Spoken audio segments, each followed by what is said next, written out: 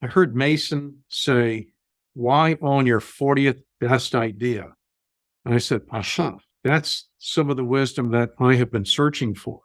What is the point of owning your 40th best idea? Let's say it's an equally distributed 40 businesses in a portfolio. If you're lucky enough to have that business double in value, it will add exactly 2.5 percentage points to your portfolio. And I just always felt comfortable owning 10 or 12 businesses that I thought I could know well enough to risk sizable amounts of investor capital and my own capital.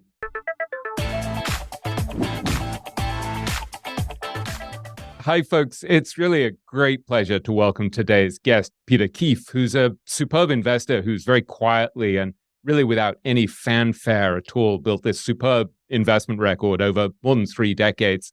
It's great to see you, Peter. Thanks so much for joining us. Thank you for having me, William. It's a real pleasure. You have a terrific record of beating the market by a mile over the last 33 years. But when you started out in the investment business as a trainee stockbroker back in 1980, I think it's fair to say that you didn't necessarily seem destined for massive success as an investor.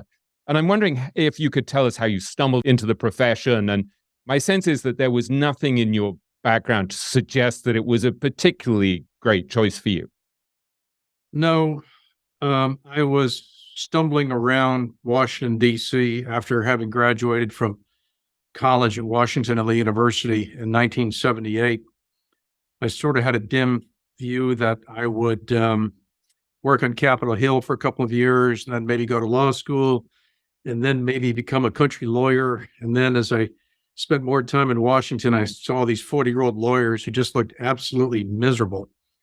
I said, well, I don't want to be 40 years old and miserable, so maybe I'll think about doing something else. And I was working as a gopher boy for a think tank in Washington, not even on Capitol Hill. And I literally mean gopher boy. And I said, well, this isn't for me. And, I don't know what I want to do. So I waited tables in Old Town Alexandria for a period of time. And there was a customer there who thought that maybe I might be useful in the brokerage business. And I had absolutely no idea what the brokerage business was about, but it sounded like a high-class job that might actually pay me a decent income. So he had me interview with his firm, which was Bache and Company at the time. And I didn't get a second call back from them, but sort of the seed had been sown.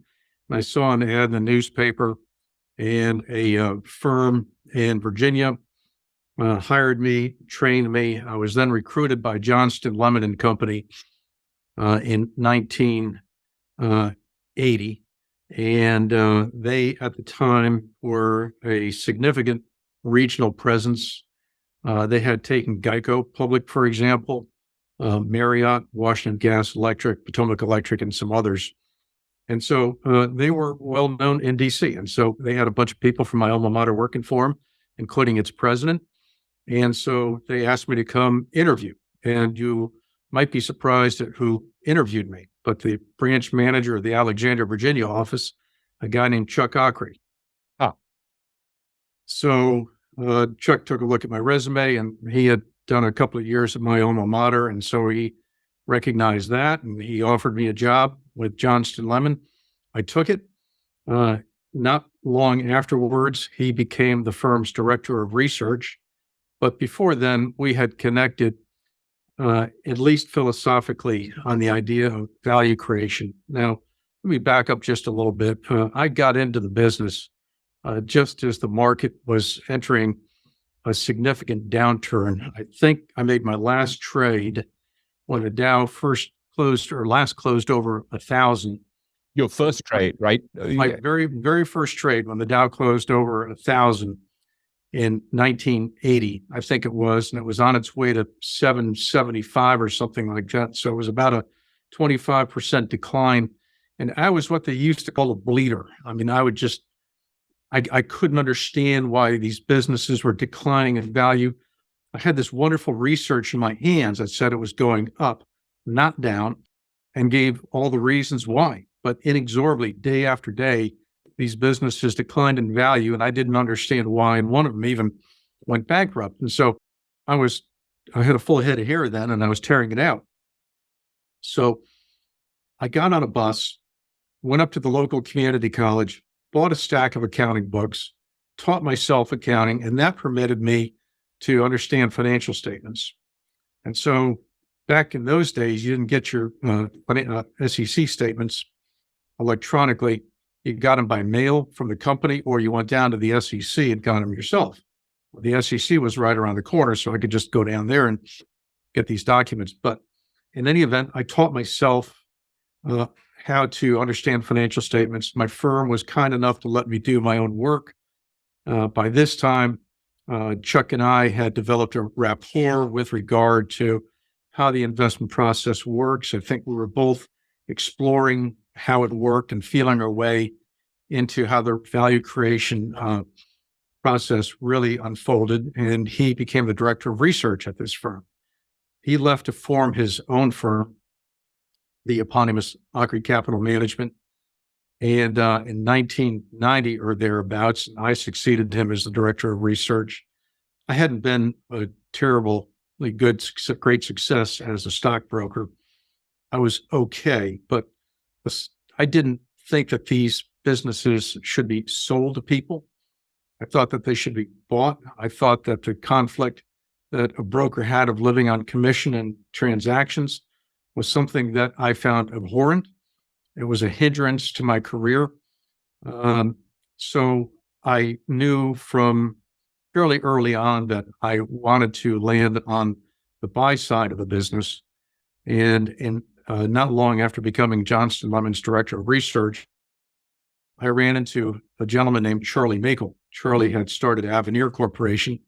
We'll get to that in a bit, because that's really the second leg of your journey, and I want to keep focusing a little bit on some of the lessons of this first period, because in a way it was a really good introduction to a lot of the things that were wrong with the profession, right? Because notwithstanding the fact that you lucked out and you started to form this lifelong friendship with Chuck Ackrey, who's one of the great long-term investors, you were not impressed with the quality of research there when you went, right? And you were not impressed with the conflict of interest. And can you talk a little bit more about what you learned about what was wrong there? Because you mentioned to me when we chatted a few weeks ago, you were talking about how one of the most fundamental problems in the industry is the principal agent conflict. Can you talk about that and what you learned about that? And because I think that's one of the most enduring issues that we all have to face as investors. Sure. So this was the early 1980s, and your listeners might not be aware that in 1975, the SEC allowed commissions to be negotiated as opposed to fixed, which is how the business had worked forever. And that meant that there was going to be competition for commissions. And that gave rise to the discount shops like Schwab and TD Ameritrade, Fidelity, and others who could compete solely on commissions. And that was really shell-shocked a lot of people in the business, some of the old timers who were accustomed to going out and selling a couple hundred shares in local utility preferred stock and being on the first tee by 3:00 in the afternoon. Suddenly it turned into a cutthroat business. And those of you, your listeners who've seen the movie Wall Street, understand what I'm talking about. So I just wasn't cut out for that. I mean, I just wasn't emotionally prepared to do the things that you had to do to be successful in the business. So I sort of muddled along, and for a decade, all the while I'm trying to hone my talents as an investor. I understood intuitively that value is not created by the flickering electrons on the screen or by news, as most of my brokerage colleagues did. I knew something else was going on, but there had to be an organic process underway at businesses that answered the philosophical question, how does a dollar become more than a dollar or less than a dollar? And how does this happen on a unit basis? The unit being a share of stock. So these were all philosophical questions that I endeavored to answer by going through this process of teaching myself accounting and then trying to apply the small lessons that I learned on a daily basis to the art of investing, whether it was my own money or other people's money. But it was the entire industry was undergoing this radical change as a function of Mayday. I remember some of the brokers who were holdovers for that period of time. And like I said, they're walked around in a daze. I mean, they were shell shocked because most of them, and they were all men, unfortunately, were of a different age and different era. And they didn't want to compete and they couldn't compete in this environment where you had to come up with some razzle dazzle story to sell a stock, or you had to have the emotional and perhaps ethical indifference to sell a mutual fund with a 7.5% front end load, which meant that in an average year, your investor was giving away at least 1 year's worth of return before they even broke even. Another popular investment product, as they call them, by the way, calling somebody's money a product just like chewing aluminum foil for me. Peter, because you came from a background where you didn't have a lot of money, that kind of upset you even more in a way? Because I remember you saying to me that when you were growing up, like to go to McDonald's once a month was kind of a big deal. So, I mean, how did you react when you saw people having their money invested in products like that? Yeah, we weren't poor, but my parents are both children of the Depression. My mother was essentially orphaned when she was quite young. And father was fortunate enough to go to college, but there just wasn't a ton of money. There was enough to put 4 kids through private college. But the idea, these are Depression era people that I grew up around, and the idea of entrusting your money to someone else, giving them discretion, as we call it, was just anathema. And you simply didn't do that. And to this day, I still have some deep part of my reptilian brain that says, wait, what? People are handing their money over to someone else, whether it's an institution or an individual, to let somebody else call the shots. That just is not the type of environment in which I grew up. And I didn't know anybody who owned stock. I think there was a couple of shares of some utility stock that was in my parents' safe deposit box. I don't know how they acquired it. I also I'm looking at some gold company that my great grandfather invested in that disappeared, but I framed the certificates. I've got them on the wall here as a reminder of what can happen. You came out of Washington and Lee, right? Which is the same school, coincidentally, that Bill Miller went to. And I remember when we spoke last, you said that also had a kind of formative influence on your mindset towards these things. Can you talk a little bit about how that shaped you and your sense that maybe you should try to behave in a relatively honorable way, despite the profession you landed in? Well, Washington and Lee has a long-standing tradition called the honor code, whereby you didn't lie, cheat, or steal. So if you embraced it, it was the place for you. If you didn't, it was not the place for you. And there was a single sanction, and that was expulsion. So we all bought into it. And at least if you're going to stay there, you bought into it. And so it's something that I think most of its alumni carry forward into their professional lives. And it's formed a bond among the alumni that I think is exceptionally strong. But going back to the environment in which I grew up, Anthony Deaton refers to money as irreplaceable capital. And we don't think about it these days. But as to a certain generation, money was not plentiful and it was irreplaceable. So you were incredibly careful with it. Yeah, I had this discussion with Marty Whitman when I was interviewing him, I guess in the last few years of his life. And he was always a really wonderful guy to interview and was a brilliant investor and brilliant mind. But he had managed money for my mother at a certain point. I'd introduced them and he ran a separate account for her, he and his team. And they ended up kind of doing a terrible job during the financial crisis. And when I asked him about it, and I sort of said, why, how come you got whacked so badly by the financial crisis and then didn't take advantage of it when everything fell apart? And he said, well, as I got older and richer, I kind of got lazier.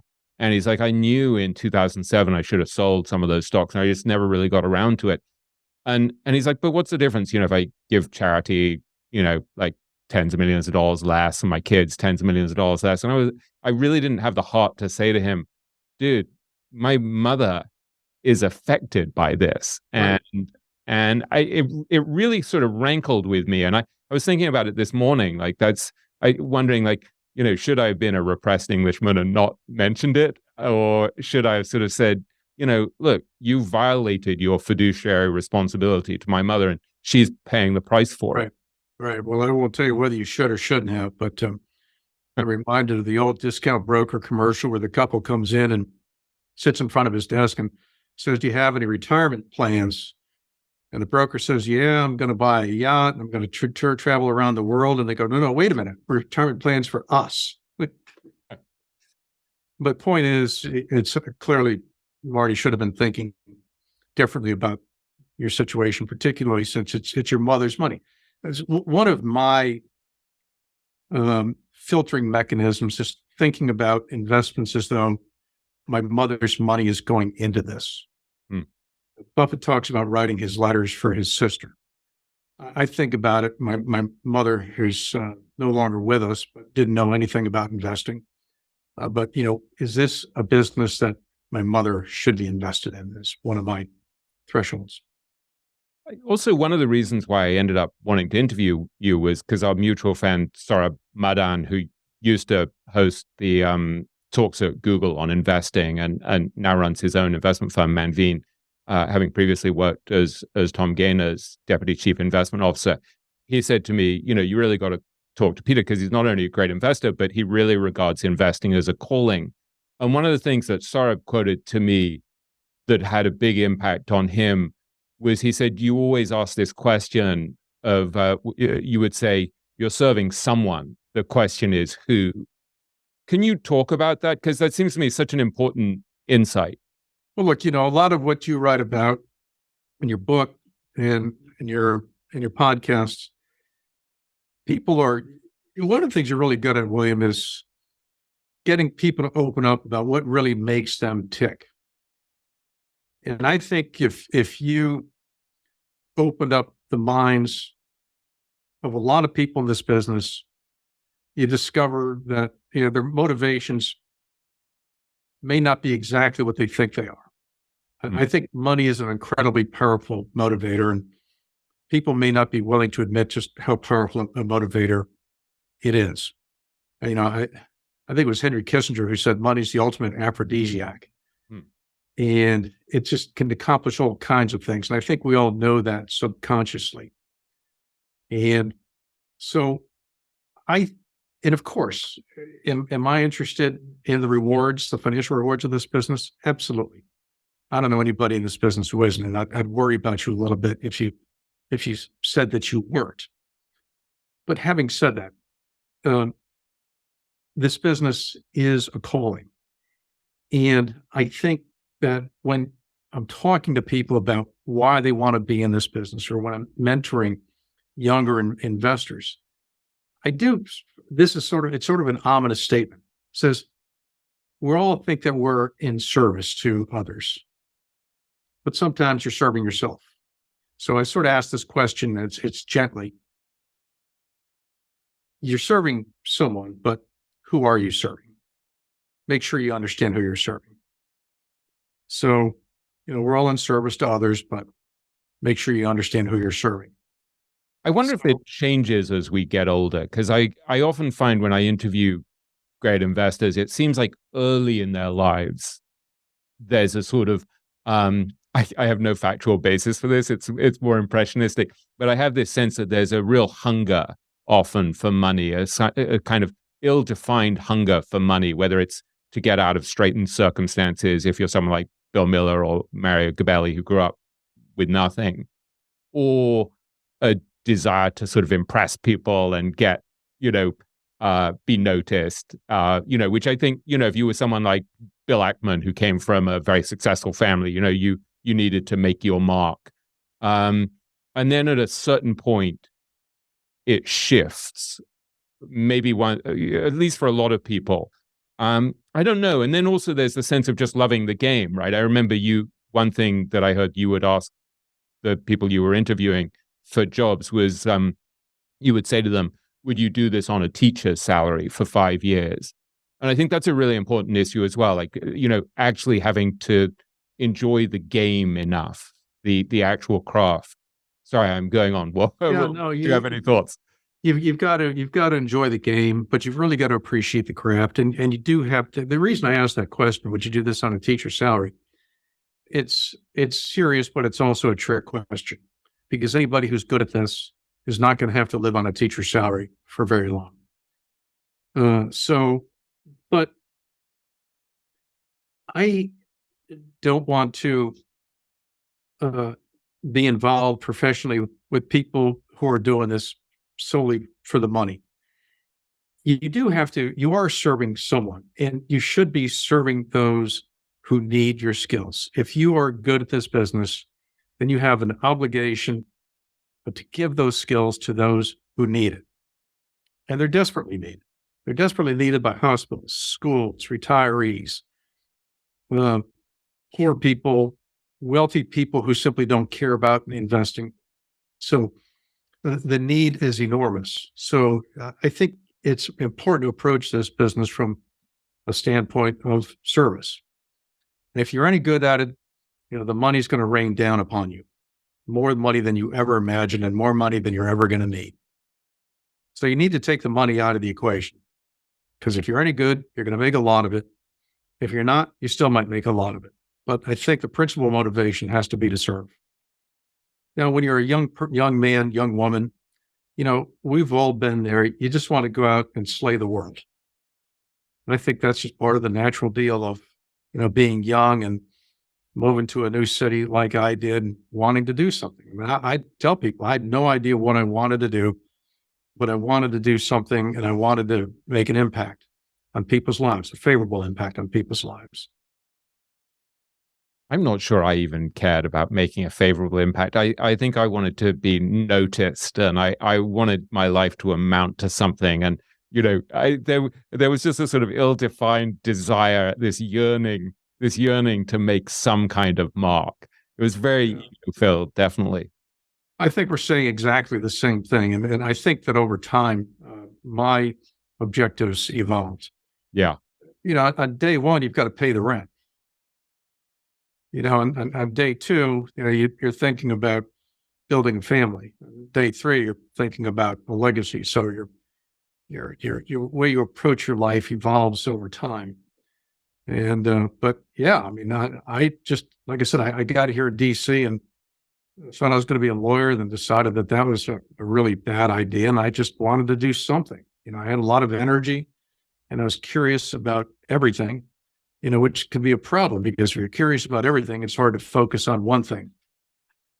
And you got lucky, I guess, that after probably the best part of a decade in the investment business, then I guess you'd become director of research at your brokerage firm. And then kind of leveraging the fact that you had that new title, you went off and started to look to join a buy-side firm, having sensed that the sell side was slightly conflicted and unholy and not the place to be. And so you ended up at Avenir in 1991. And you were very lucky, I think, to meet Charlie McCall, whose name you mentioned before I rudely interrupted you about 15 minutes ago. Can you tell us about Charlie? Because clearly he had a really important role in your life. And this is a guy who I think he's now about 86, 87, and you worked with him for 22 years at Avenir. And he was obviously a terrific investor. Who was he, and what was he creating at Avenir, and what did you learn from him? Yeah, I learned a lot from him.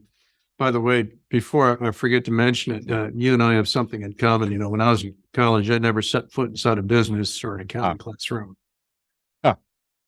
You made up for it in the long run, though, whereas I never became proficient at studying accounting statements.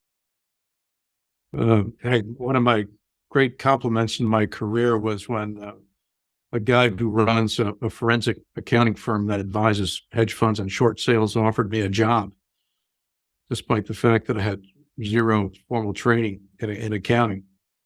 But obviously I turned it down. But going back to Avenir, so I just happened to run into Charlie he had someone who was assisting him at the time, and we were both in the CFA class. And he said, the guy who I worked for is in his mid-50s.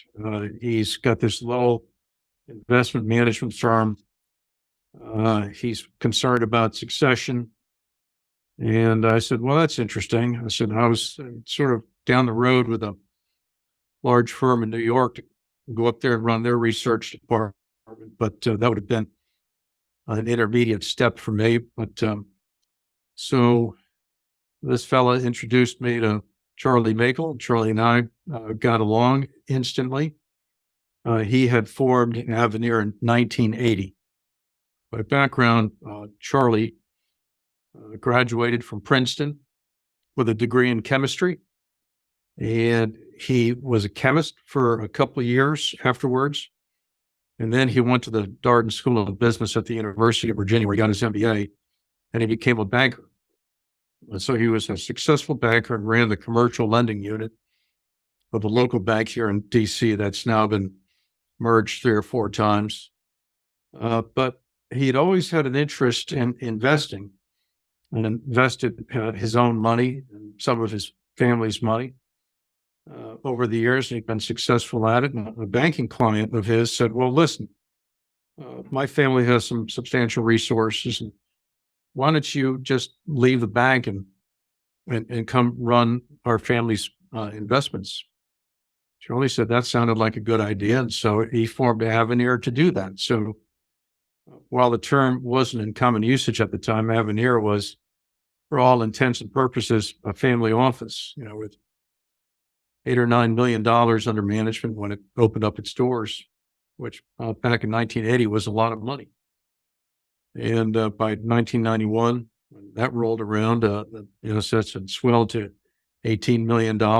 Charlie was in his mid-50s, and Avenir had to get registered with the SEC because it had a sufficient number of clients. Charlie having accumulated this friend, that relatives, and some other portfolios because he'd established a reputation as a pretty good stock picker. But Charlie's an interesting guy. He's quiet, thoughtful, extremely intelligent, and he's wired to understand how businesses work. And he's an extremely quick study. And so he was just a natural born stock picker. You mentioned Marty Whitman earlier. I'd put him in that camp. He could see value in a lot of different types of business and a lot of different types of industries. But we were both were rooted in things like the intelligent investor, Graham and Dodd, and Buffett. And so we threw in together, and because I saw an opportunity to commercialize what had essentially been just a small, internally operated family office. And Charlie had a succession problem to solve. So scratched both itches, my entrepreneurial itch and Charlie's need to get a successor. But it wouldn't have worked if we weren't intellectually compatible. We were different enough so that we had approaches that could complement each other. But the Venn diagram overlapped enough so that we could work together and, in fact, enhance each other's processes. It seems like the principles on which Avenir's success has been built are pretty simple and pretty timeless in many ways. I mean, you have this fantastic record. I think when I last checked, it was over 13% a year for the last 33 or 34 years, something like that. So beating the market by a long distance. And yet the principles are kind of timeless, these ironclad truths, as you put it. And I'm wondering, A, whether those have changed over the years, but B, if you could summarize what the essence of it was, both then and now, because it seems like you were kind of distilling the core of Buffett and Munger and Graham. Yeah. Now, there's a million people out there who speak fluent Buffett and Munger, but they don't invest particularly well. I think it was in your book. In fact, I wrote this down, so if you'll permit me to refer to some of my notes. Yeah, thank you. He said, articulating this stuff is easy. Internalizing it is not. Yeah, that was Nick, I think. Nick Sleep said that. Yeah, and that's true. You can, there's this huge gap between being able to talk, as you said, fluent Buffett and Mungerese, but actually doing it. Boy, is that hard. Yeah, so I underlined that in the book about 5 times because, early on, I think we got extremely lucky. Charlie and I throwing together. One of the dynamics that made us work was, he was the, to use your term, elder statesman, and I was the young guy with the fire in the belly. And I think that kind of economy sort of resonated and it was great in terms of our relationship, but I think it also appealed externally for some reason. There's a fire and ice thing going on there. But in any event, we had a terrific results early on. The markets were roaring, and so we had the wind at our backs, and we got lucky in a handful of businesses. Like I said, I devoured everything that Warren and Charlie and all the others, all the other greats of the age were saying. But that doesn't mean that we really knew how to implement it. Doesn't mean we know how to implement it today. We wound up buying a handful of concentrated businesses that treated us extremely well, particularly early on. And you're right, we're a couple to 300 above the S&P over 3 decades. It's disproportionately early on in the first 15, 20 years that record was achieved. I think we've been more marketish for the last decade. But whether it's because we applied the Buffett and Munger principles, which we were assiduously trying to do, or got lucky, we wound up buying a handful of businesses that simply turned out to be really, really great businesses that compounded for many, many years. And one of my biggest mistakes was cutting back some of those businesses. I don't think I had yet read Warren or Charlie's admonition to not to cut flowers and water the weeds. And I did a fair amount of flower cutting and weed watering in those first 15 or 20 years. But nonetheless, we were able to hang on to enough of these great businesses that we wound up building together a pretty good track record. And in 1998, we brought Jim Rooney into the business, and the rest is history. Yeah, I wanted to dwell for a moment before we go back on that idea of the biggest mistakes you've made, because you said recently that my biggest mistakes have been early sales of great businesses, and you described that as the silent killer, where you sell compounders too soon. And while we're dwelling on your mistakes, can I cause you heart palpitations by asking you about Pool Corp, which is a pretty good example of this? Sure. Yeah, I think Pool Corporation is the biggest mistake I've ever made in my investment career. And like you said, selling early is the high blood pressure of the investment business. It's a silent killer. And, people will always talk about the business they bought that went to zero or the one that went down 50% or 75%. Yes, that's bad. You want to avoid that. But the business that you sold too early that went on to compound 10-fold or 20-fold after that, in my career, has been the real killer. And I bought Pool Corp at the right price. Interesting story that I could tell you about going down to visit management in Covington, Louisiana, which is not exactly a business mecca.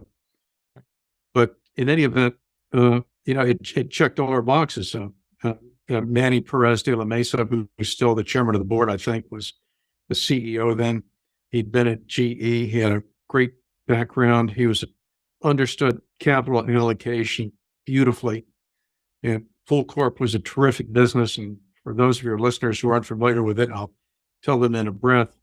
It's a distributor of pool supplies and equipment, and it gets margins in the mid-single digits. Most distributors get margins in the low single digits, but Pool Corp has this unique franchise that permits it to get these ridiculously high returns for a distributor. And those ridiculously high returns multiplied by frequent inventory turnover mean they get huge returns on capital and do everything that you want a compounder to do. Well, I bought it right and sold it after it appreciated 4 or 5 times in our portfolio because I allowed some erroneous thinking about valuation and probably about the economy to creep into my thinking. Full construction is somewhat linked to the construction cycle. And so I probably let all these things influence my thinking and wound up selling the position in its entirety. And having made, like I said, 4 or 5 times our capital on the business, well, I think it's appreciated about tenfold since then. So what that taught me was that you either have to be an investor or an economist. Not many people can be both. And I don't know any wealthy economists, so I'd rather be an investor. And so I just try to tune out some of this economic stuff that can infect your thinking, usually negatively. Yeah, I was reading your letters to shareholders yesterday, and there was one from, I guess, August 2020, so in the middle of the COVID pandemic. And you wrote, "We have no predictions about the direction of the economy or markets, and certainly not the virus. The trajectory of the virus and its ultimate duration and impact on the economy are unknowable. What is knowable is that on occasion the unthinkable happens. Unforeseen acts of terrorism occur, real estate bubbles burst, or a pandemic emerges. This means we must own businesses with both bulletproof balance sheets and outstanding and durable business models that can withstand unthinkable economic hardship, which are run by ethical managers whom we can trust to act in our best interests." And that strikes me as such an important insight that in a way, it gets back to stoicism, right? It's like controlling what we can control and letting go of what we can't control. And just recognizing the fact that the direction of the economy and the market and viruses and stuff is just not really knowable, unless maybe you're Soros or Druckenmiller or someone like that. I don't know. And so just that recognition, having the humility to recognize that that's not knowable, strikes me as a really important first step in long-term investment success. Yeah. So one of the things when I tell young investors when I'm mentoring them is make a choice. You're either an economist or an investor, unless you're one of those 5 people you mentioned. And I just rhetorically say there's probably 5 people on the planet who can consistently tell you what the dollar is going to do, what the price of gypsum is going to be, what oil might be, or the price of money. I know none of those things, and I simply don't have enough mental bandwidth to be able to allocate any room at all to these things. So I do my best to invest in a manner where those things are ultimately going to be unimportant. And this leads to a real important point that you made in your book. And Howard Marks talks about if you were out of the market for 44 months out of the last 7,000 months or something like that, you missed 100% of the market return. Yeah, and sometimes even if you miss a few days, you miss almost all of the market return. And Dr. Henrik Bessenbinder at the University of Arizona put a fine point on this when he, in his study, which is also referenced at some point in your book, that since 1926, 4% of all public companies have accounted for 100% of the return in excess of the 5-year treasury.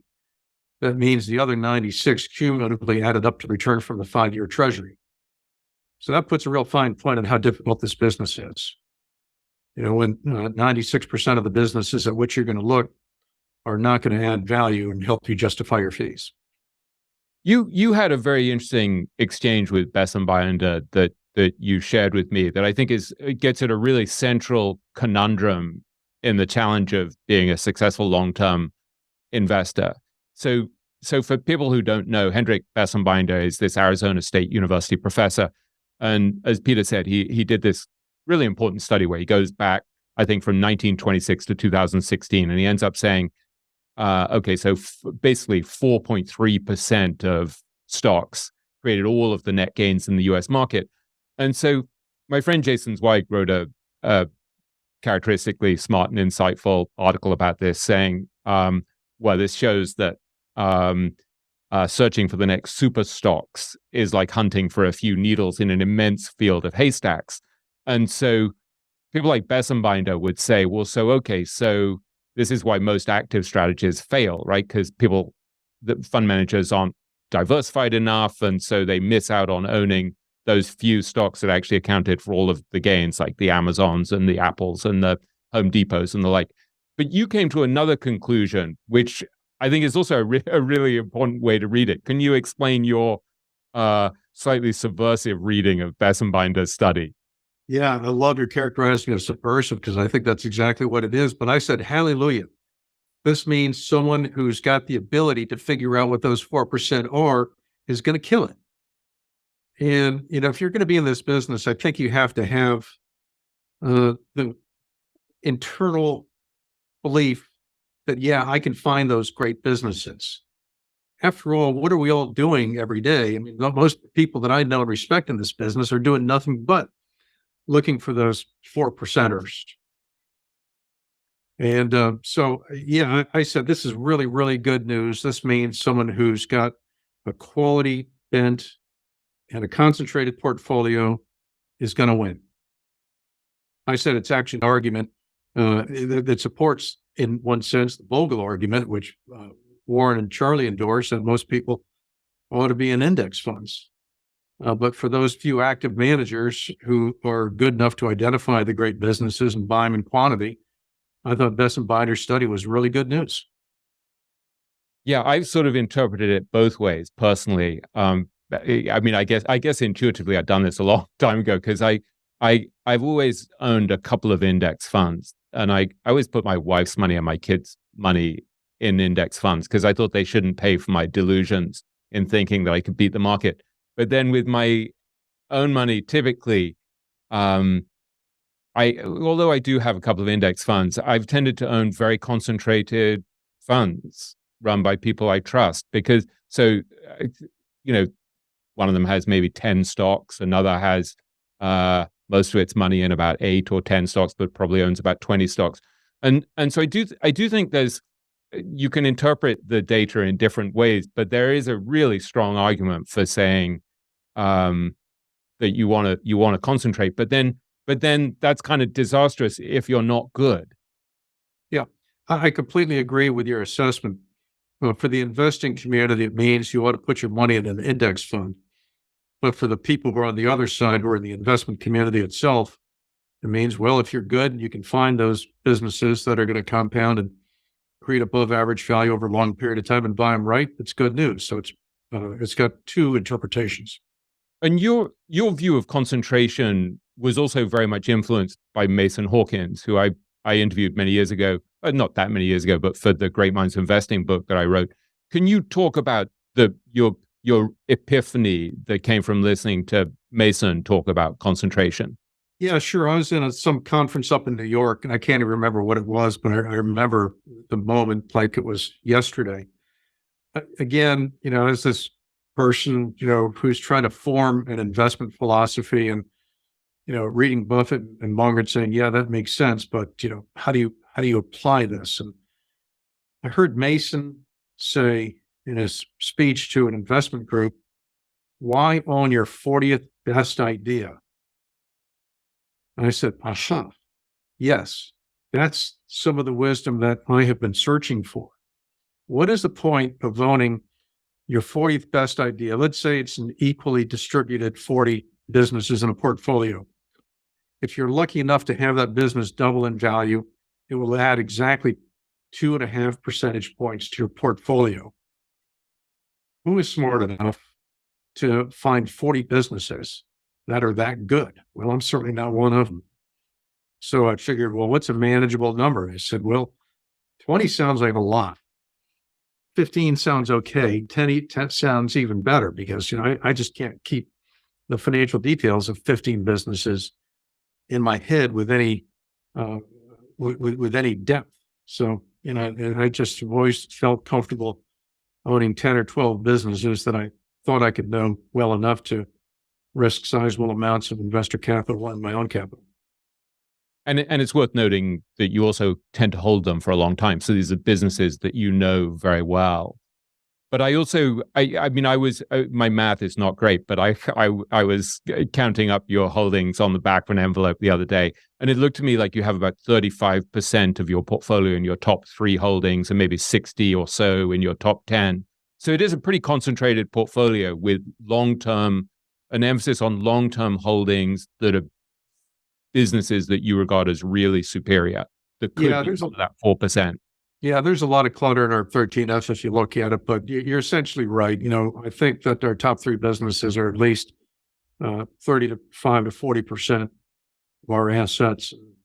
The top 10 are easily 75 or 80% of our assets. And there's a small farm team above and beyond the core holdings.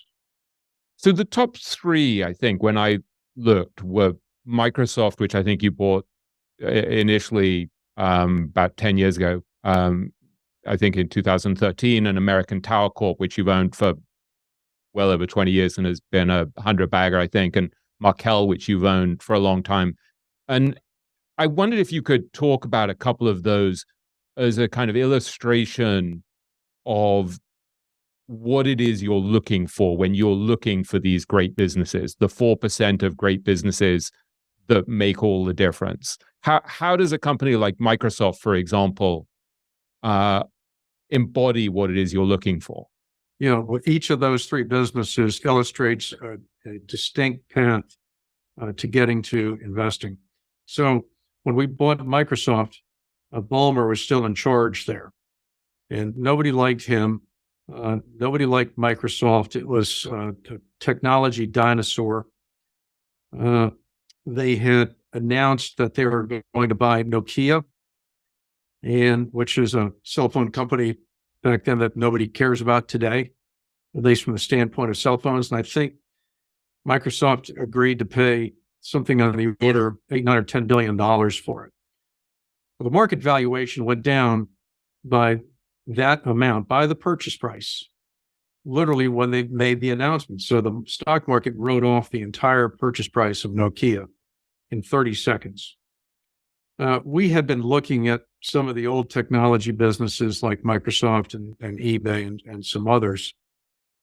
And we came up with some simple arithmetic that the Microsoft Outlook business alone, that is your email, your PowerPoint, your Excel, and your Word, that was in virtually every office in the United States and mostly around the world, and was worth about $1.80 per share in terms of free cash flow.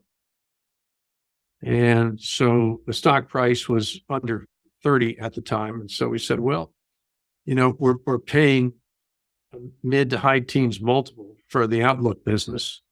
There's everything else on top of that, whether it's the server business, the Windows business, all the other software businesses that Microsoft owned. I said, we may not understand those, but our moment of epiphany came when my colleague Jim Rooney and I were looking out our office window, our building in Pennsylvania Avenue, DC, and we looked out over the Edward Murrow Park at the World Bank and the International Monetary Fund, and there's probably 200 or 300 glass windows on these buildings that we could view just from our vantage point, and made the observation that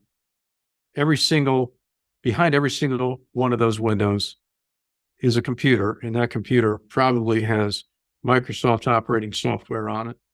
And the Outlook business is probably on every single one of those. And it ain't going anywhere for a long time. So we're willing to pay 15, 16, 17 times free cash flow for that business, and maybe something good will happen to the rest. Well, but what the rest is history. Satya came along, and we know what he's done with the business since then. So we thought our margin of safety was the modest multiple we thought we were paying for what we considered to be the most important and understandable part of the business. And of course, had a great balance sheet, buying back stock. And I think Steve Ballmer gets bad rap. He may not have been the Hall of Fame CEO, but he also came in when the stock was extremely high priced. And if you look at his tenure as CEO, free cash flow and earnings and all the important stuff compounded nicely. Returns on capital were nice, were good. They made some mistakes, and I think he lost style points because of his personal approach to the business. But, he couldn't control fact that he came in with an extraordinarily high stock price with a 30 or 40 multiple on it. But, ultimately Satya came in and has done just incredible things for the business. He didn't happen to just come in when the stock price was low. He came in and did magnificent things from a capital allocation standpoint, whether it's putting up Azure to many of the other things that he's done. But so that's the path to Microsoft. We're simply at a margin of safety and we're buying a great business, the Outlook business that is, at a discounted price. Peter, there's a common theme which I'd like to explore as well with American Tower, but which also applies to Microsoft, which is that you're always looking for these simple secular tailwinds. And can you talk about that both with Microsoft and with American Tower, where there's a sense that which I also see with you have several investments in the automotive business. It seems like you're always looking for something where there's a long secular runway to mix metaphors. I just wanted to jump in here and tell you about this new valuable resource that we created for you. The biggest challenge to taking control of your personal finances, improving your investment returns, and building a better future is just getting started. This means getting organized, having a plan, and being disciplined. As Mark Twain once said, the secret to getting ahead is getting started.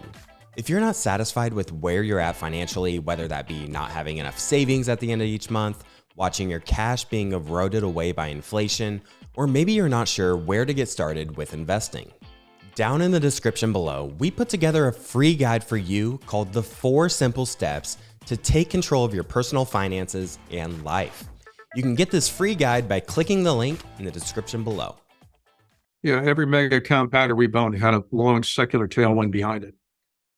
And of course, we didn't know that at the time we bought Microsoft, but it was there. But in the case of American Tower, which is an interesting story, I discovered it in, I think, 1998 when it was part of a predecessor company called American Radio Systems. A lot of people don't realize that American Tower was spun off from American Radio in the late 1990s.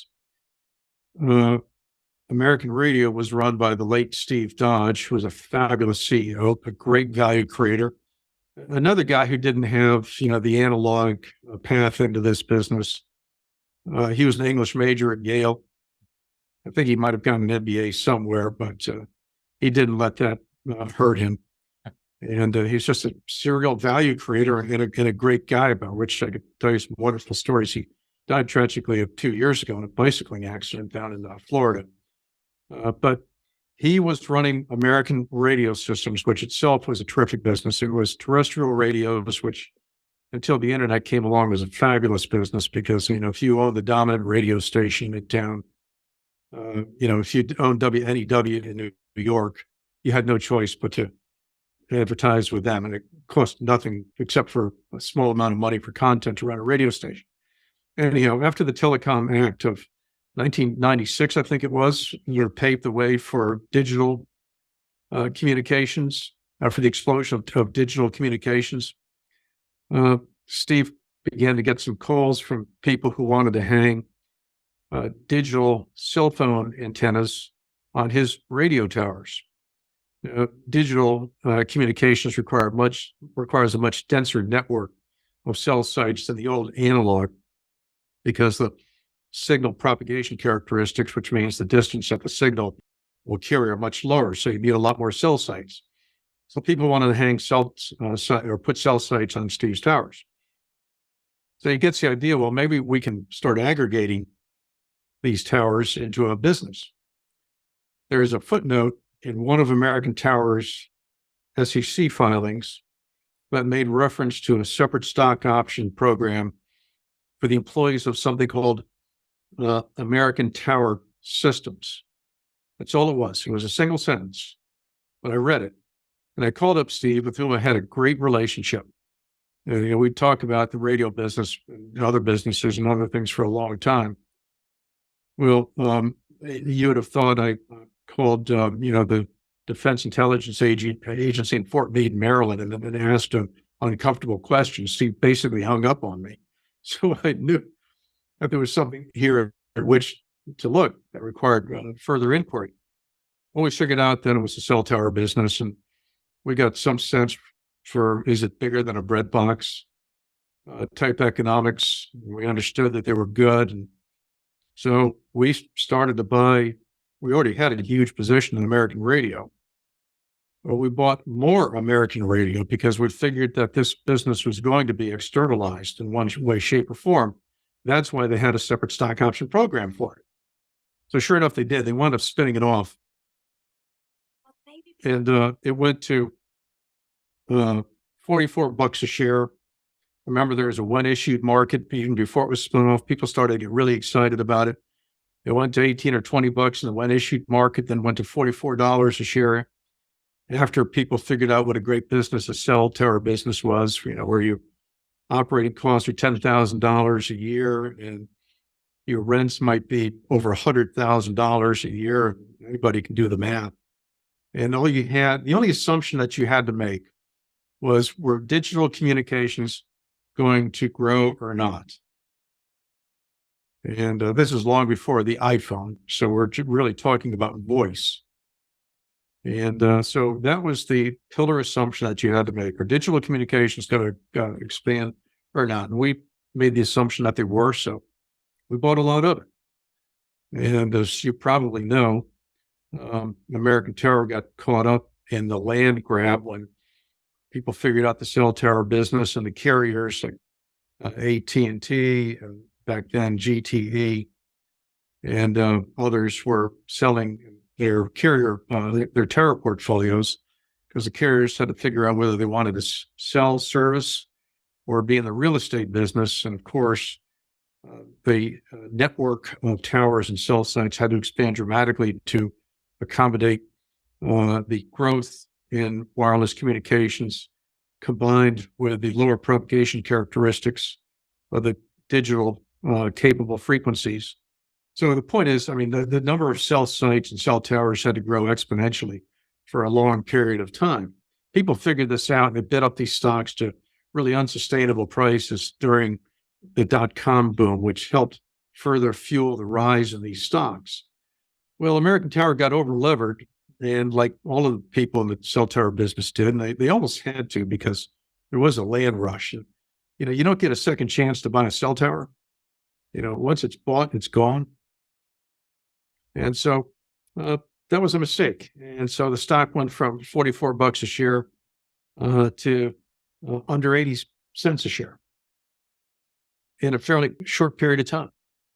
You and Chuck Acre, as I remember, who was also a very early believer in American Tower, actually went to visit Steve Dodge. And this kind of illustrates an important point, which is that throughout your career, you're really betting on the individual, the quality of the individual. Can you tell us about that meeting with Steve Dodge, the founder and CEO, at this moment where he's just crushed? His stock has gone from 44 to 80 something cents, and it's partly because of his mistakes. Yeah, well, businesses are like people. They make mistakes and they have hard times. And so American Tower had its hard time and its big mistake, which was getting over levered, the dot-com bust. There are also some adjacent businesses. There's a teleport business that they were trying to boot up at the same time. They were just bitten off a lot more than they could chew, and they got over-levered in the process. And so Steve agreed to see me and Chuck. And so some of us went up to visit with Steve, and he said, I'm going to give you an hour. He said, you understand, I have a business that I'm trying to save. It requires my full time and attention, but you guys were here early on. You act like my business partners, not like renters of the stock. And so, I'll give you an hour. So we went up to Boston to visit with him. And Steve, who was ordinarily a smart, laid back guy, he was still smart, but he certainly wasn't laid back. He was ashen faced, and he was quite grave. And he said, again, give you an hour. I got a business to fix. I'll answer whatever questions you have to the extent it's legal for me to do so. So have at it. And then I got to go see if I can fix this business.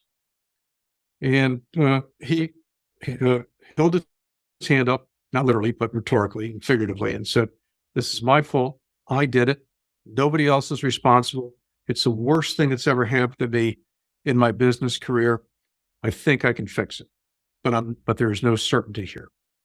And so, by the way, your listeners might be interested.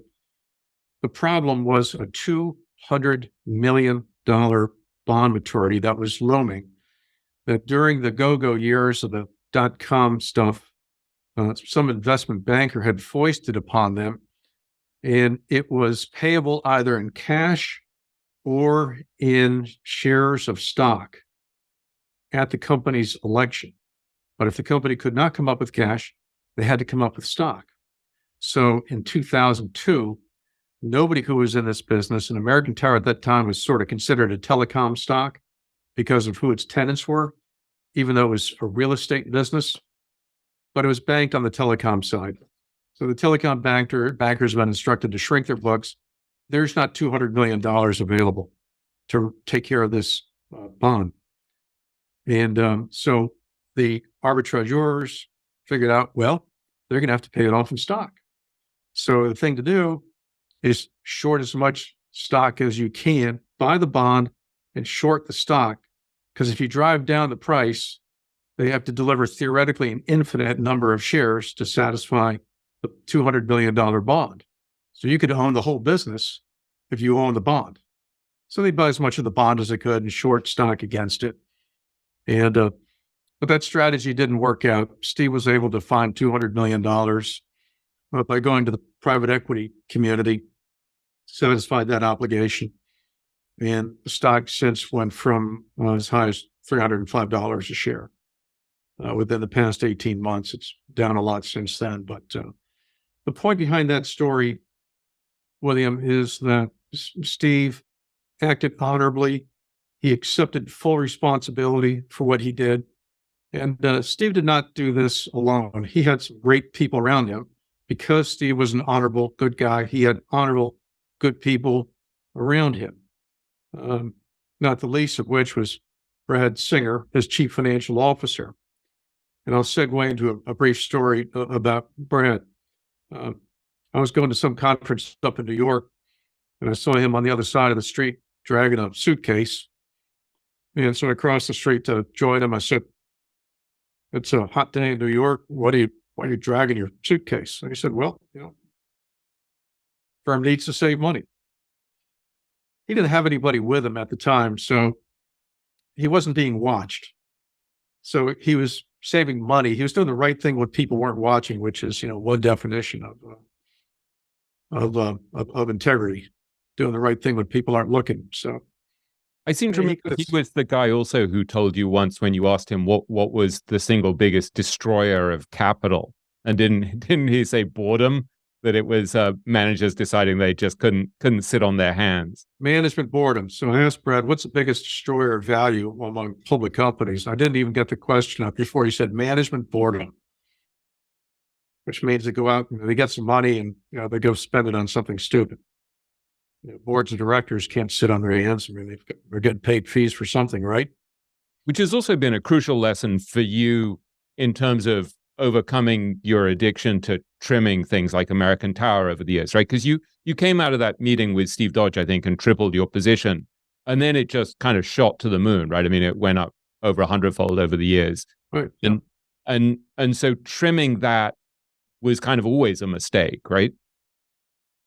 Yeah. It was a mistake. And it went up over 300-fold at one point. And it's now still up 200-fold at its current price. But it's like Microsoft, which has been public since the early 1980s or sometime in the 1980s. Well, I think it reached an all-time high within the past 2 weeks, which means in the 7,000 or 8,000 days it's been a public company, there's been 10 days in which it was a good time to sell Microsoft. Well, there was that long period where it kind of went nowhere, right? That's true. So my point is a rhetorical one, but you get the idea. Yeah. And this goes back to, Best and Binder's study that 4% of the stocks account for 100% of the return. If you can find one of those 4% and believe you own one of those 4%, it ought to take a really super convincing argument to get out of. Nobody has a good answer for this because nobody knows where the all-time forever top is in a business. Chuck somewhat laconically says, let them compound till they stop compounding.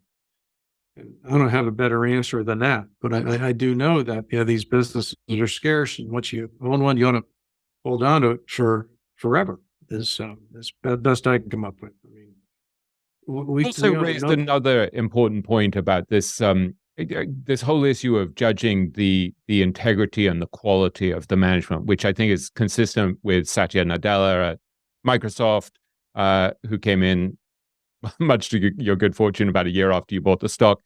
Tom Gaynor, a friend of yours and mine, who's the CEO of Markel, which obviously has been a huge position for you. And also Steve Dodge at American Tower. And this raises a really important question because you've said in the past that investing with CEOs you like and admire is essential. But how the hell do you go about it? I mean, what are you actually doing when you go visit a company or you're assessing their financial statements, actually to assess whether they're a good person that you're willing to partner with over the long run?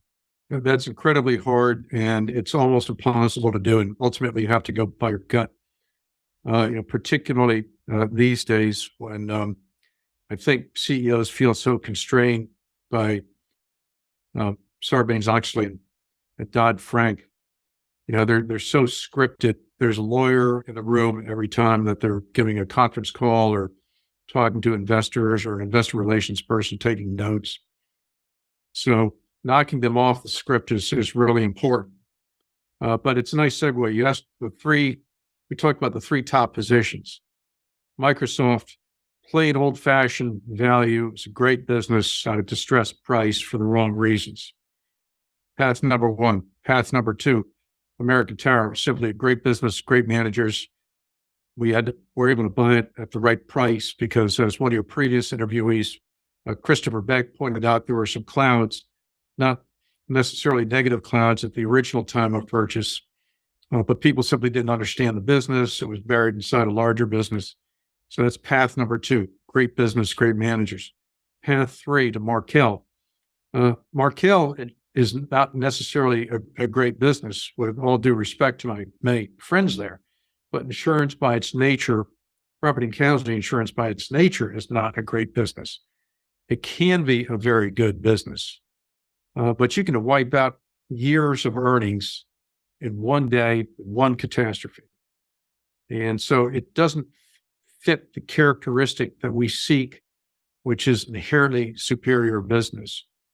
But Markel is populated by people that we believe are not only excellent capital allocators, but thoughtful people who understand the primacy of their obligation to the owners of the business. And not only that, they think deeply about the relationship with the owners of the business, express their all their communications with the shareholders, whether it's an SEC filing or an earnings report, are expressed directly, straightforward, managed. There's very few adjectives. They tell you like it is. In fact, their policy of reserving conservatively extends to the way they report to their shareholders.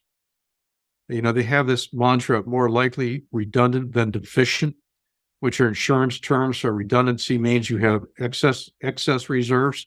Deficient is exactly what it sounds like. You don't have enough reserves.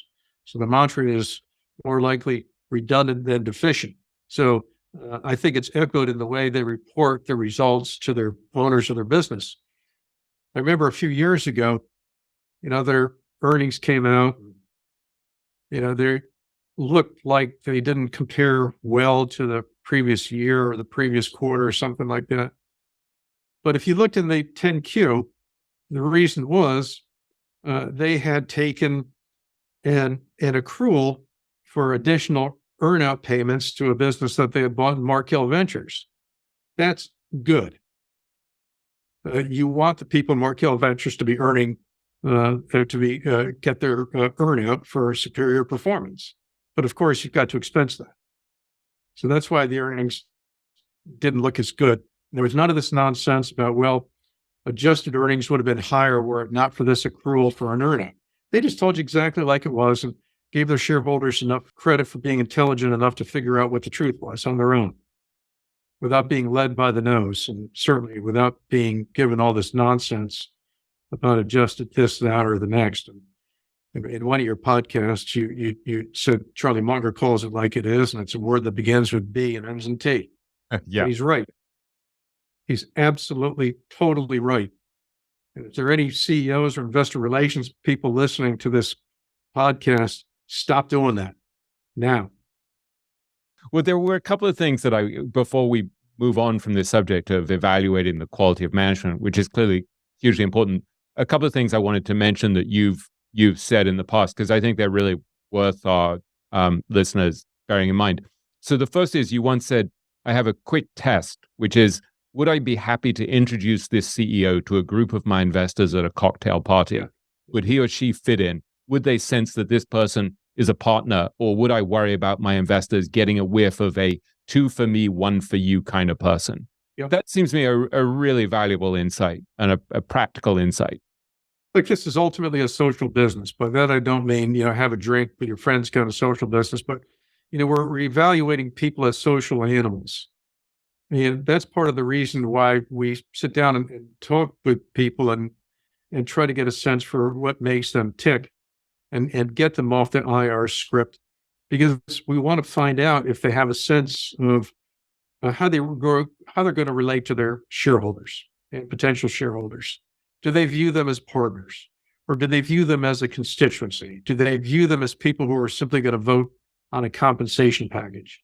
And once you leave the meeting and the door closed, do they go back to being purely self-serving people who are trying to extract as much in the form of equity compensation from their shareholders as they can possibly get away with, and ISS will permit?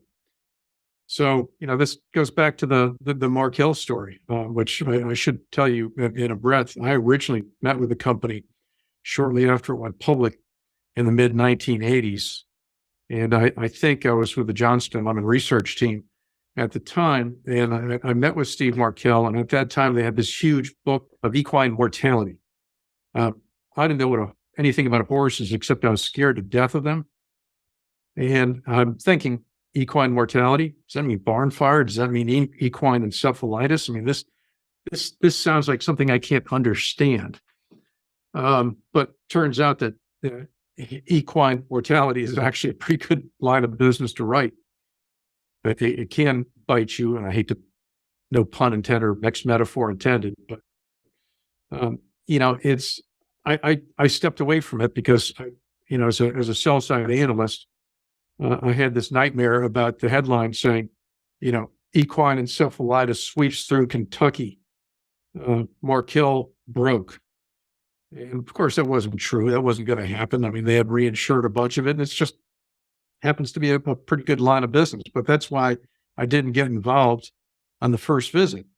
And I went back years later, and in the early 1990s, mid-1990s, the stock was many multiples of the IPO price and many multiples of the value when I had first visited them. But the book of business had diversified sufficiently, and I knew a little bit more about these different lines of business. And we got involved then. But it was the reason we were able to bend a little bit on the inherent difficult nature of the business was because we're enamored of the people who ran it.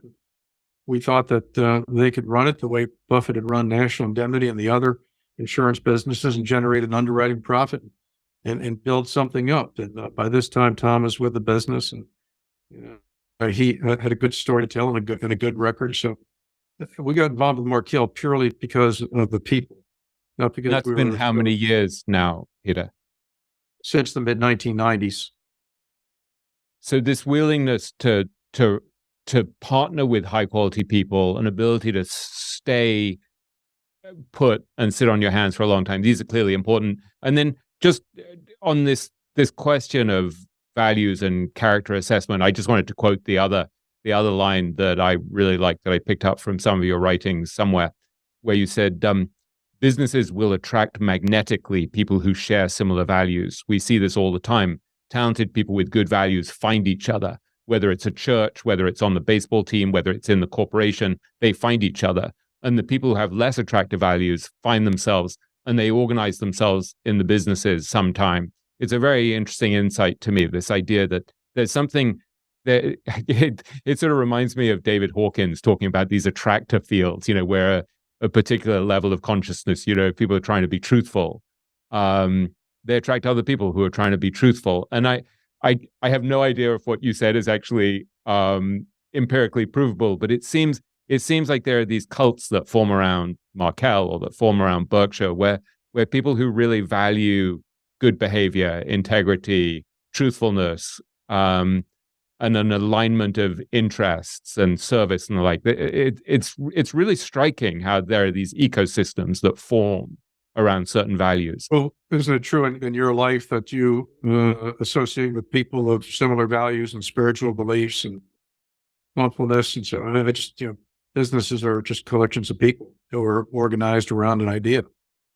Yeah, I was talking to Saurabh Madan about this last night because we were chatting in advance of our interview because I was asking him what I should talk to about, and I was asking him about another investor, and we were discussing exactly this question of how you also use your ecosystem, as Tom Gaynor would say, thinking of himself as a node in a neural network.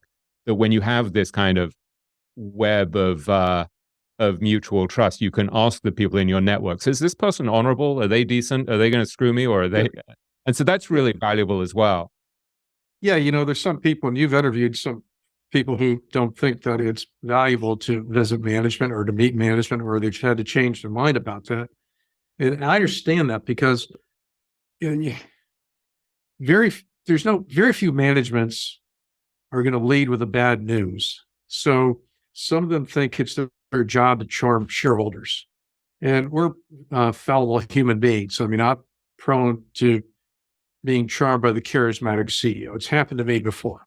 It may happen again. I hope to think that I get better at this as I go along and I'm less charmable, but it happens. I can't remember who it was, whether it was on your podcast or somebody else's, but they said, run away from the charismatic CEO. No, it wasn't that. It was the guy who used to run Medtronic, whose name will come to me in a second. Well, Chris Davis said to me recently, he quoted something Munger had said. I have Chris Davis coming on the podcast soon. Munger talked about avoiding CEOs with a good head of hair.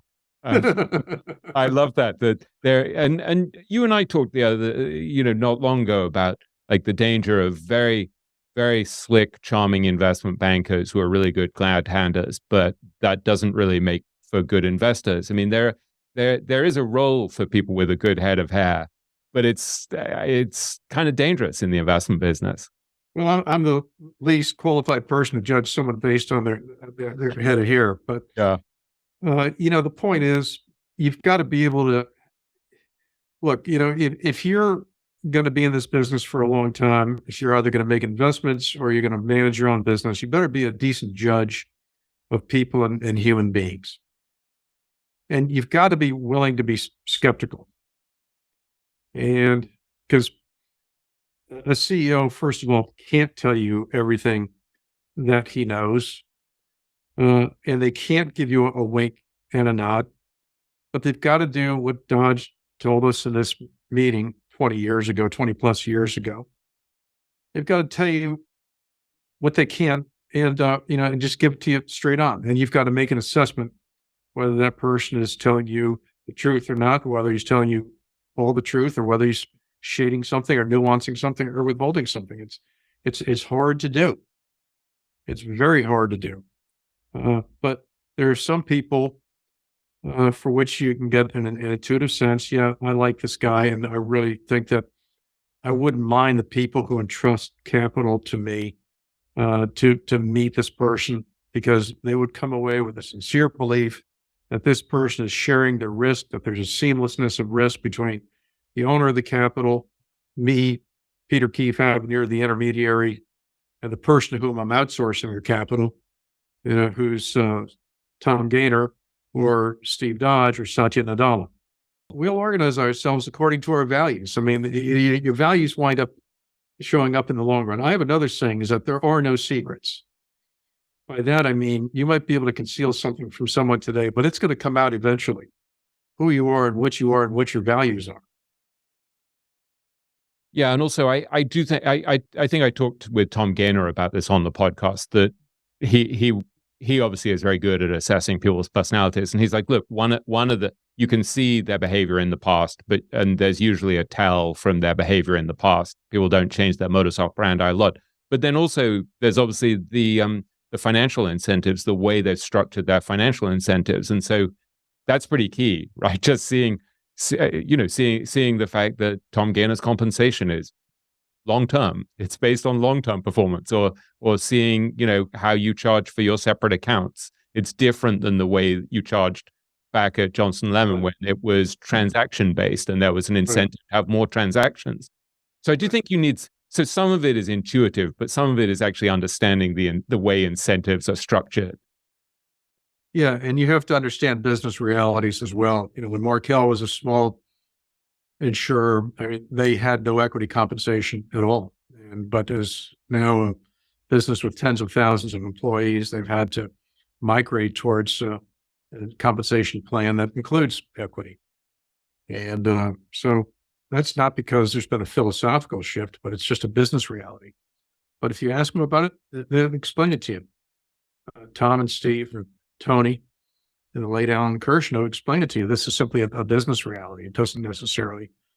It's a reality that emanates from being a larger as opposed to a smaller business.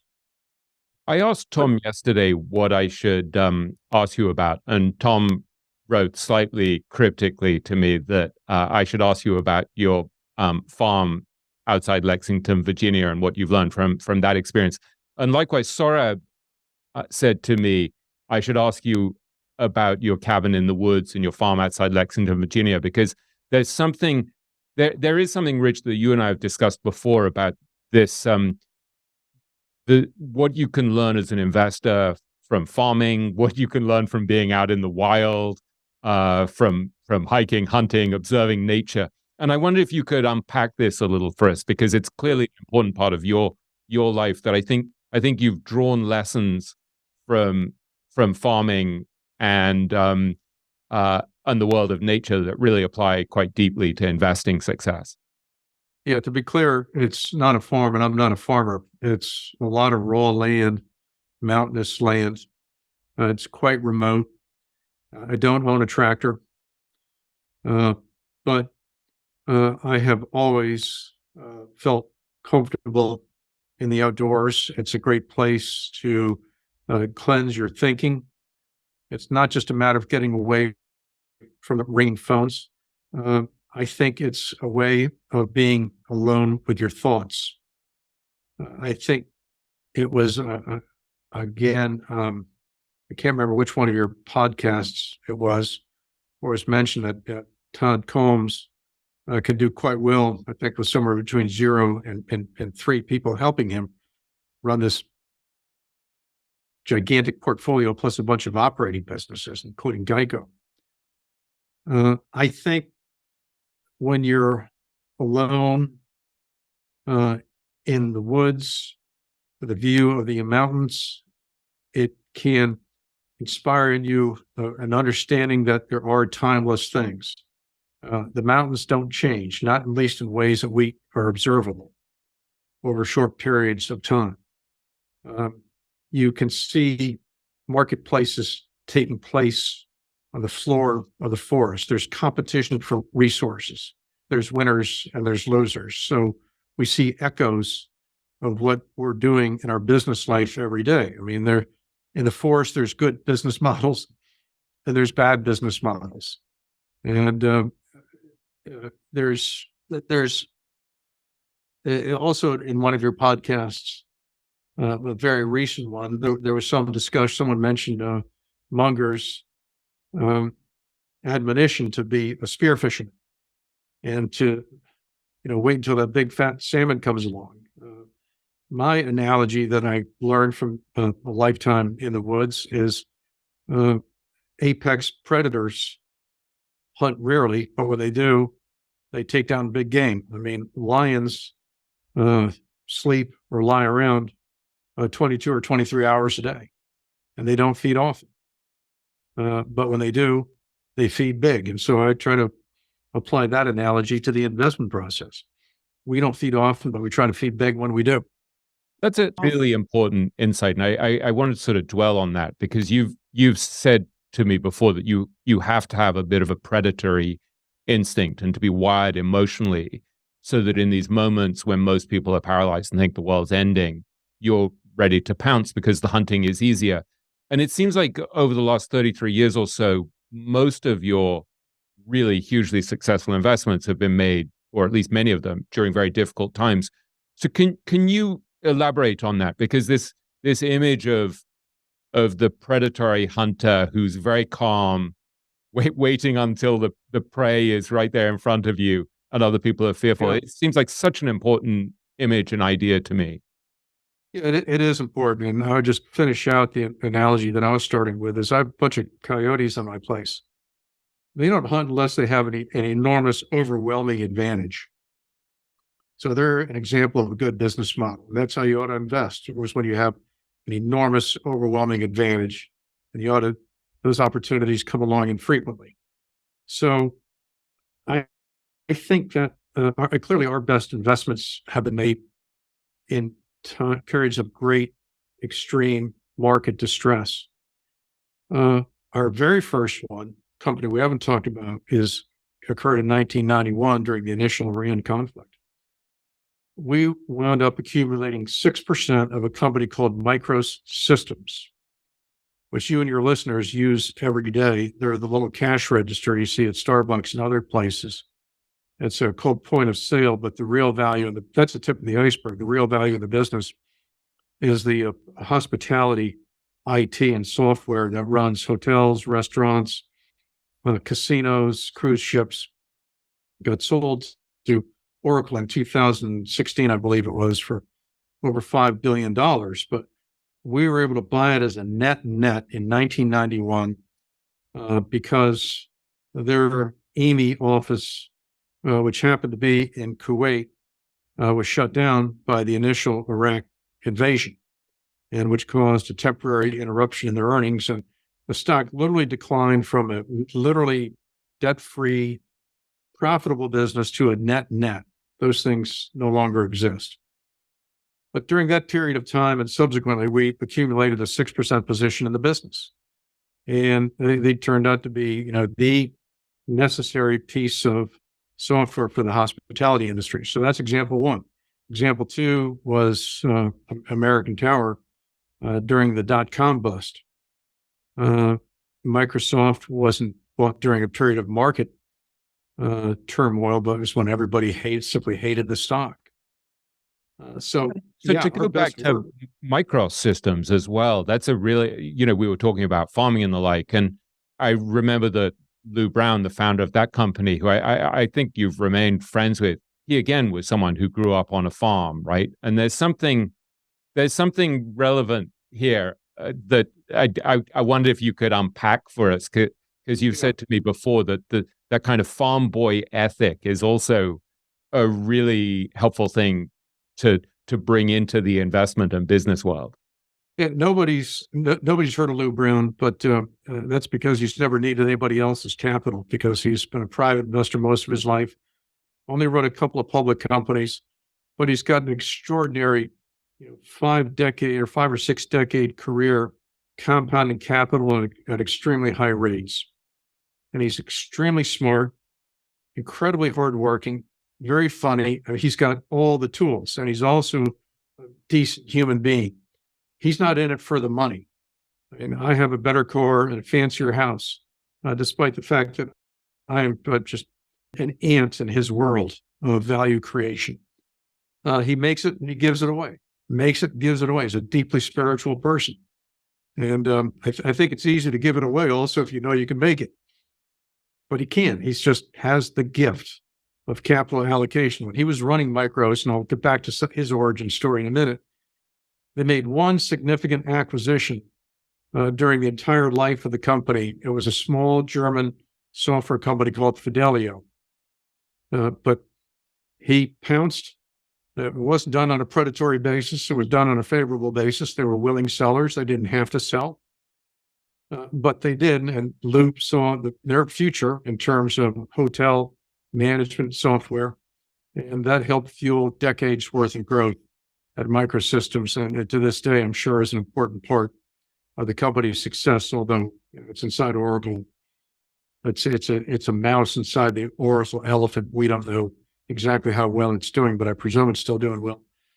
But Lou grew up on a farm in Maryland with a dirt road running out in front. They'd go out and kill a chicken for dinner. I mean, it's that kind of farm, not a gentleman's farm by any stretch of the imagination. And Lou was the first one off the farm, and he knew he was going to get off the farm. In fact, I think he told me there was a dispute with his father when he was stacking hay in a barn in a hot summer day. And, there's all the dust floating around, and, it's just hard, brutal work. And I think he told his father, said, I'm going to have a job in an air-conditioned office someday. I don't think his father liked that too much because he took it as an insult to farming, which it was not. But the point is, all his ancestors had grown up on this farm. Well, he went to Johns Hopkins on a full ride, got a degree in electrical engineering, knew exactly what he wanted to do afterwards. He knew with his glittering personality, he could be a good salesperson. So he became a salesperson first for Armco Steel and then for Hewlett Packard. The first Intel microprocessor came out at some point, and he just realized that he could probably, to use his words, do some damage with one of these things, but wasn't certain how. So he and some friends saw that, the mechanical cash register business, which really had one participant, National Cash Register, was ripe for disintermediation by a digital product. And so they effectively put NCR out of the National Cash Register, out of the cash register business over the next 3 decades. And National Cash NCR had to buy its way back into the cash register business after Micros effectively took all of their market share. Well, Micros actually started the digital industry that created other participants that eventually took all of NCR's share. But so he started this business practically in his garage. They had small, unexceptional quarters in Beltsville, Maryland, but they built it into the behemoth of the industry. And it was through shrewd capital allocation, putting your head down and doing the right thing every day. And like I said, Lou's got that sense of responsibility that comes from growing up on a farm. When you grow up on a farm, you're always thinking, who's going to take care of the animals? What happens if I'm not there? So it's not an obsessive compulsive desire to control the business. It's just an overwhelming sense of responsibility for what happens. Because on a farm, if something goes wrong, there's only one finger to point, and that's it, at you. You can't control the weather. You can't control disease. You can't control anything else, but you can control your effort. So that's the lesson that I learned from Lou, which is to be like a forward-thinking technologist that he is, but also make sure that you've got a plan B, make sure the animals are taken care of, make sure that something is not going to destroy what you work so carefully to build. So it's this combination of farm boy ethic and technologist that I think has created a unique character in this terrific capital allocator. Yeah, you gave me this great sentence a few weeks ago when I was asking you why farming was a good analogy for investing. And you said there are no small mistakes on a farm. You said if you stop paying attention, you lose an arm. That's exactly right. And that's why I wouldn't be a good farmer. By the way, Avenir's founder, Charlie Makel, is a good farmer. And probably at this moment, I hope he's on his tractor out in his place in the Plains, Virginia, where he's most comfortable. And, but yeah, that's exactly correct. There are no small mistakes. And so that's why I'd be an awful farmer if I were a farmer. I'd wind up, cut my leg off with a chainsaw or something like that. You have to be focused and pay attention. The farmer is the original preservation preservationist of capital because they can't make mistakes, because mistakes are always catastrophic. So people like Lou and other farmers that I know are wired to think about what can go wrong and what do I need to do to scotch the wagon against this type of catastrophe. It's interesting that someone like Lou, who's obviously extraordinary, but nobody has heard of him. I mean, I was trying to read about him yesterday, and there's just nothing on him. I mean, like a few paragraphs here and there. He's kept under the radar. You have this great record. You kept very much under the radar. There's very few interviews with you over the years or articles about you, despite how strong your performance is. And I know that humility is kind of really important to you, that it's something you emphasize over and over. And that one of the great dangers really with investment success is falling into master of the universe syndrome, where you start to actually think you're incredibly good, and you get caught out by hubris and complacency and like. Can you talk about the importance of humility? And there's a wonderful quote of yours that you often use about humility that I'd love you to share with us. You're probably talking about, say there's only two kinds of people in the investment business. There are people who are humble and people who are about to get humble. The endorphins start flowing when your stocks are doing better than everybody else's. And when that happens for a period of years, it can make you think that you're smart, or we all like to feel good about what we're doing, and we all like having a better batting average than the next person. But that can be fleeting in this business, and we're all humans, and we're going to make mistakes. And virtually all of us, and I'm sure this applies to you, it certainly applies to me, are the beneficiaries of an enormous amount of luck, and we probably don't realize quite how lucky we've been. Tomorrow Buffett's line, if you're born in the United States, you're a male and you're white, you've already hit the genetic lottery. And I explain this to my kids, that you've been born, if not on third base, you've been born on second base. And it has nothing to do with money. It just happens to do with circumstance. And you need to understand that. And so I have no physical disabilities. I don't think I have any crippling mental disabilities. I had incredibly good parents, good siblings, wonderful people with whom I worked, great mentors, and people who took an interest in me. And so if you understand these things and believe them, you will be humble. And you also, just as a practical matter, need to understand there's probably tens of thousands of people who are smarter than you are, who are doing exactly the same thing, and they're reading exactly the same stuff. How are you going to have an edge over them? So you better stay humble in this, in life and in business. I don't know any people of great hubris who didn't wind up squandering their reputations eventually. Maybe Churchill's the exception, but there aren't too many others. You mentioned your children, and I think if I'm right in remembering, you have 4 adult children. And when we were emailing a while back, you were saying, I view investing as simply a part of the woof and warp of living. I tell my 4 kids that they're investing and competing every day, whether they're aware of it in the moment or not.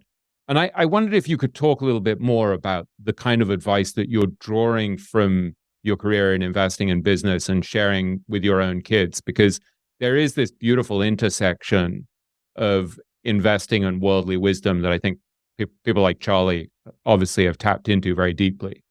Yeah. Well, I just point out to all young people, you are competing whether you understand it or not. Whether you're a barista at Starbucks or an investment manager or a lawyer or a doctor, or whatever you do, whether you sweep floors or not, you're competing.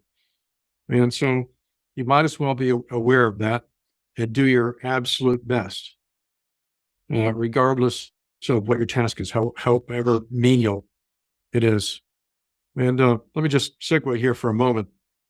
You had your interview with Arnold Vandenberg a few weeks ago. One thing I have in common, probably the only thing that I have in common with Arnold, is that I was a garbage man for a couple of years. That's the term we used to use. But I did it when I was in college. And one thing I learned from that job, which was actually a great job, by the way, it's a great summer job this year. It's you don't get an internship credit for it, but it was a lot of fun in some ways. But what I understood was I wasn't going to do that forever. There were guys in that truck for whom this was their employment apex. But I understood that because of my parents, or because I was simply born to good health, or had enough intellectual capability to go to college, that I was going to go down a different path. But I understood even back then that was just pure blind luck. And so Arnold and I have that in common. But regardless what you're doing, you want to give them 110%. When you toed up the scoreboard, and I am a Christian, and I believe in Christian values, and when I meet my maker, there's going to be an accounting. And I want to tell the people that I work for, invest for, that they got 110%. I want my kids to know that they should give 110%. I want to give 110% to them, and I want to give 110% to my wife, who enables much of what I do from a business standpoint. I was thinking about that book of Clayton Christensen's, who obviously, as most of our listeners know, was this legendary management thinker, also a devout Mormon, who gave this famous commencement speech at Harvard Business School in 2010, and then wrote this book, How Will You Measure Your Life?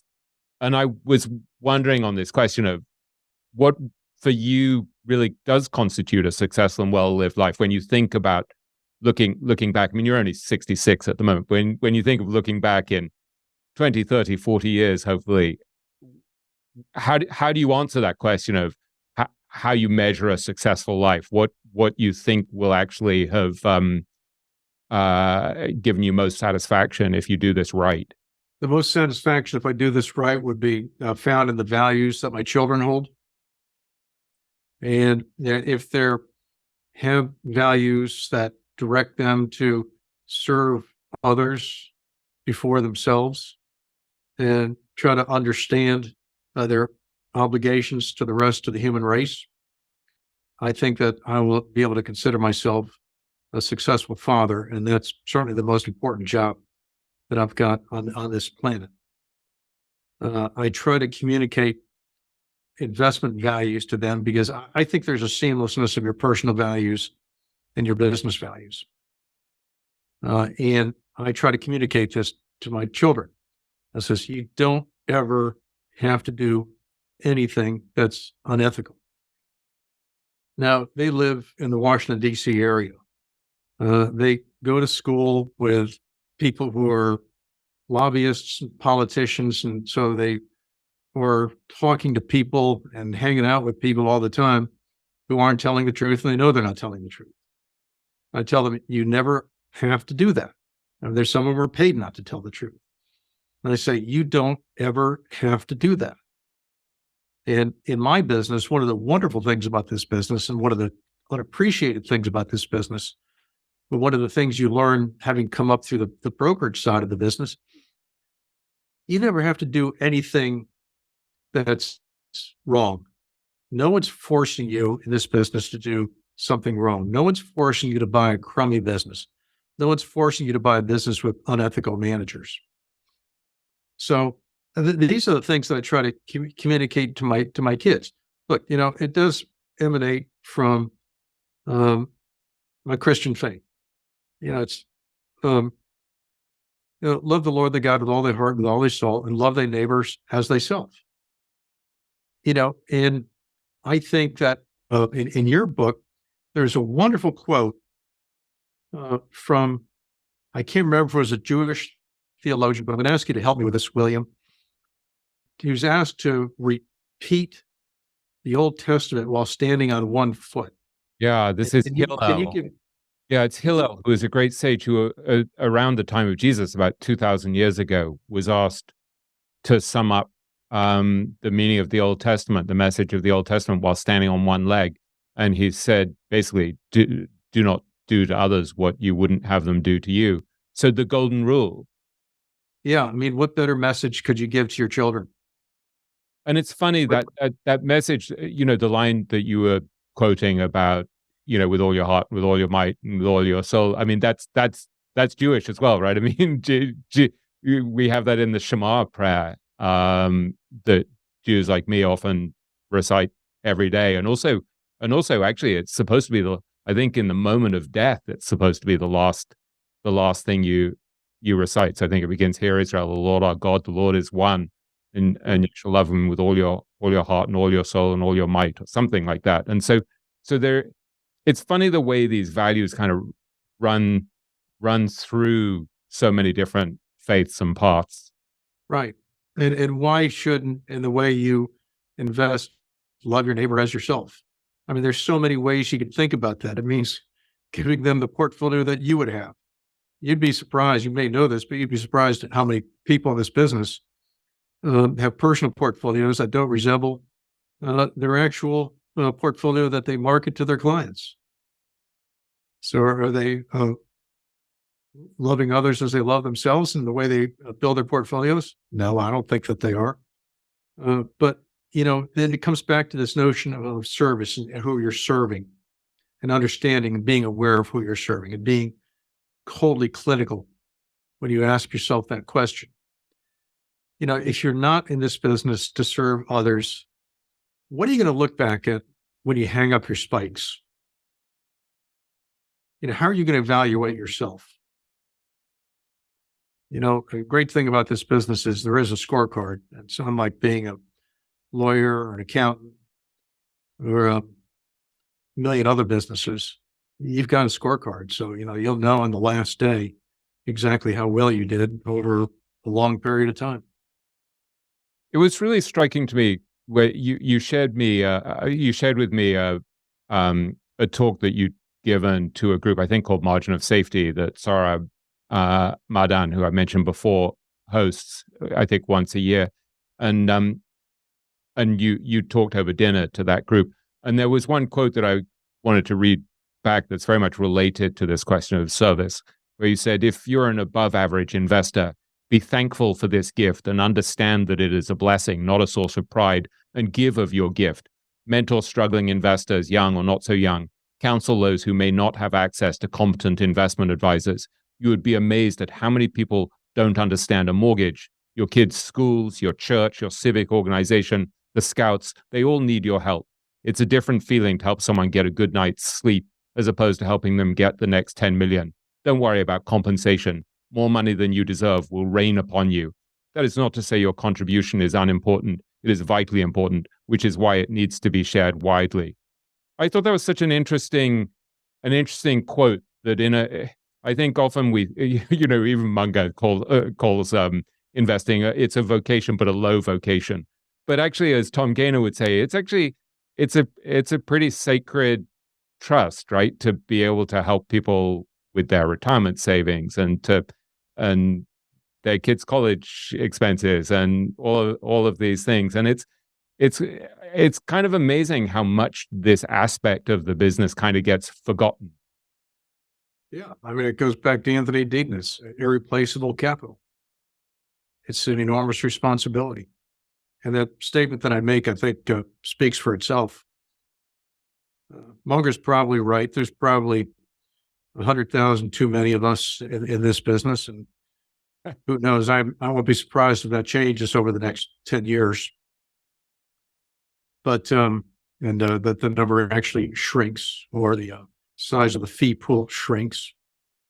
But it's a low calling if you're in this for the money. It's a high calling if you're in it to serve others. And I am insistent on this notion that investment management is a calling. I think that's a beautiful note on which to end, Peter. Thank you so much. It's really been a delight. And I really am grateful to Saurabh because thanks to your modesty, you tend to fly under the radar. And so it's just been a great pleasure getting to read your letters to shareholders and listen to the very occasional interviews that you've done in the past and to learn more about your way of thinking. So thank you so much for this rare opportunity to learn from the wisdom that you've accumulated over all these decades in the investment business. You're quite welcome, William. Thank you very much for having me on your podcast. It's a great pleasure. Well, I'd be very careful of some of your software companies and a lot of what's in the ARC portfolios where you don't have profits, and you may not have profits, where almost everything has to go right, yet you're paying ridiculous multiples to sales. Always be careful of paying big multiples to sales for profitless businesses.